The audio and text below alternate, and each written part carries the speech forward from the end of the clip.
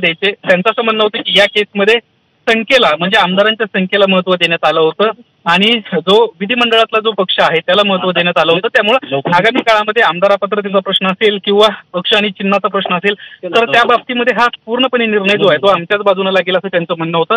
आणि आज कुठेतरी त्यांचं जे म्हणणं आहे ते खरं होताना पाहायला मिळतंय. खरं तर निवडणूक आयोगानं हा निर्णय घेताना नेमक्या कोणकोणत्या बाबी नमूद केल्यात याबाबतली अद्याप स्पष्टता मिळालेली नाहीये.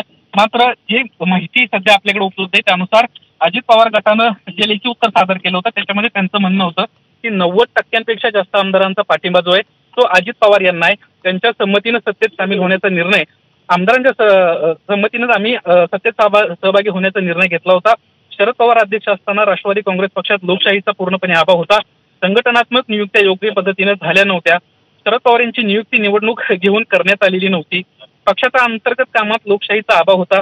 एकच व्यक्ती पक्षावर अधिकार गाजवू शकत नाही.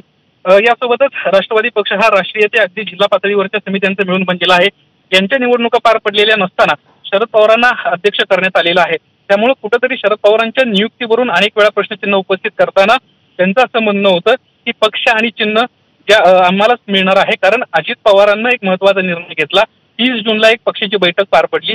राष्ट्रीय कार्यकारिणीची ती बैठक होती आणि त्याच बैठकीमध्ये आम्ही अजित पवारांना राष्ट्रीय अध्यक्ष घोषित करून त्यानंतर आम्ही सत्तेत सहभागी होण्याचा निर्णय घेतला. त्यामुळे कुठल्याही परिस्थितीमध्ये पक्षविरोधी कृती आम्ही केलेलीच नाही आणि त्यामुळं आम्हाला पक्ष आणि चिन्ह मिळणार अशा पद्धतीची स्पष्टोक्ती अनेक वेळा त्यांच्याकडून येताना आपल्याला पाहायला मिळत होती.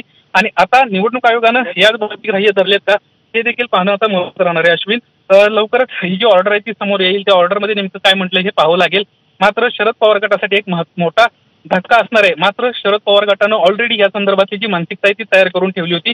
काही दिवसांपूर्वीच माध्यमांशी बोलताना शरद पवारांनी एक लिस्ट दाखवली होती आणि त्याच्यामध्ये वेगवेगळी चिन्ह आणि नावं. निलेश, मी तुला थोडंसं थांबवतो. आता अजित पवार गटाचे आमदार अनिल